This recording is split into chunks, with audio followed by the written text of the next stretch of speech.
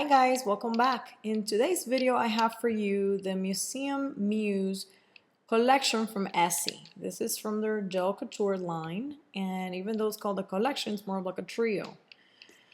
Whenever brands call their trios collection, I'm like, just call it a trio. It's three polishes. Like if you have two, you don't say a collection, you say a duo. So duo, trios, and then from four and on, you say collection. So anyways, these three polishes were sent to me by Beyond Polish for review because this is actually the first time I've tried this line. So I want to share swatches of these three polishes with you guys, live swatches and pictures because they're gorgeous. And then I want to give you my thoughts on this line as a whole.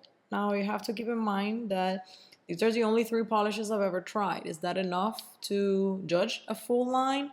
No, because just three.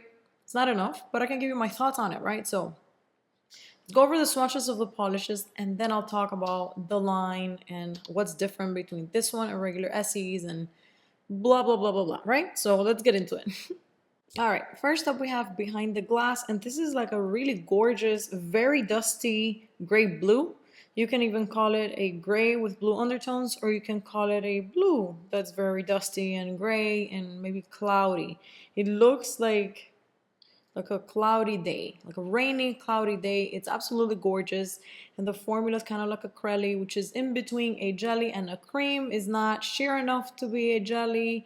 It's not opaque enough to be a cream. So that's when crellies come into play, right? So this is definitely one of those, when you apply it, it does look like a gel polish, even though it's not. It's regular lacquer, right? All right, next up we have Museum Muse. This is the name of the trio or collection. Very beautiful, dusty, kind of dusty purple, I would say. Feels muted and really, really gorgeous. The formula is also the same as the blue, which is like a crelly. It has that squishy feel, but it does go opaque. So very easy to apply. All right, up next we have a Gallery Glam, and this one's like a very sweet corally pink. I don't know if it's a pink with coral undertones or if it's a coral that leans pink. Definitely one of those very sweet polishes. It gives me spring vibes, but I feel like it's like classic enough that it's like for any time of the year. All right, so if I have to pick a favorite, it's actually just three of them, so it's easy. Like my top favorite is this one, and then followed by this one, and then followed by this one. All three had an amazing quality formula-wise. I don't know if that is normal for all of these gel couture kind of line. Couture, am I even saying that right? You guys know it, this thing, couture. Anyway, so formulas were great, no complaints there. Now, when we talk about the brush, I do want to show you guys something. Actually, maybe it shows better with the purple than with the blue because it will contrast better. But can you tell that this thing is also twisted? How do you call this thing? Is twisted, just like the bottle is twisted. Can you tell? Yeah, you can tell it's twisted, right? There you go. So the bottle has a little twist, and so does this. That doesn't do anything. It's just cosmetic. It looks cute. That's it.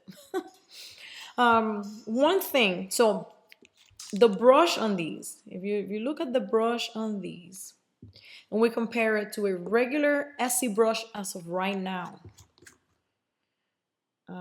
you're gonna see that these brushes, in my opinion, are about the same when it comes to the width. This one's a little bit longer, this one's shorter, you can tell, right? Now, if you compare, this to an old Essie brush, the thin brush that we don't like for the most part, you're gonna see the difference, right? Now, when this line, the Gel Couture line, first came out, this was the state of Essie brushes, right? So when these brushes came out, this was all the hype, like OMG, these brushes. But then Essie upgraded to these.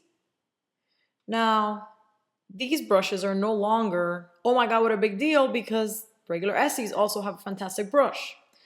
So I say that to say this. When these first came out, they were absolutely worth the money because just the brush alone and the fact that the formulas were super easy to apply crellies was worth it.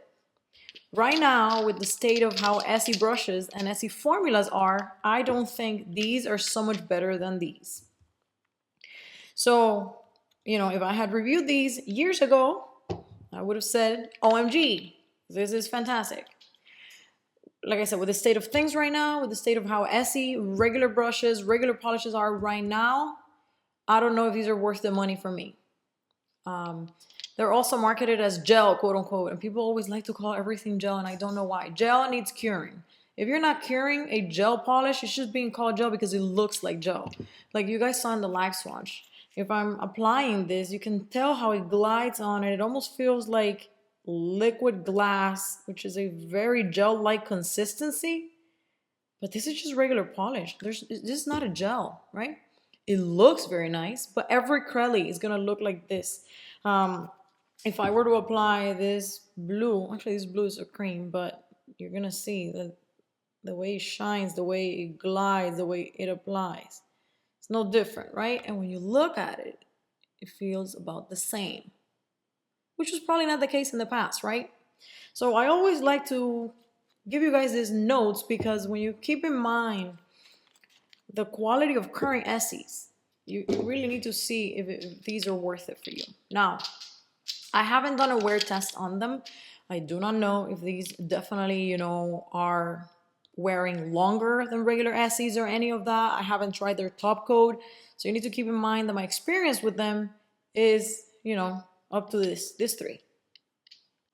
So, anyways, these are more pricey than the regular Essies, and so the quality seems great, the brush seems great, they are beautiful colors. So if you can afford them and you see them, or if you see them on sale, or even if you want to buy them at a regular price, whatever the case may be, in my opinion, they're great quality.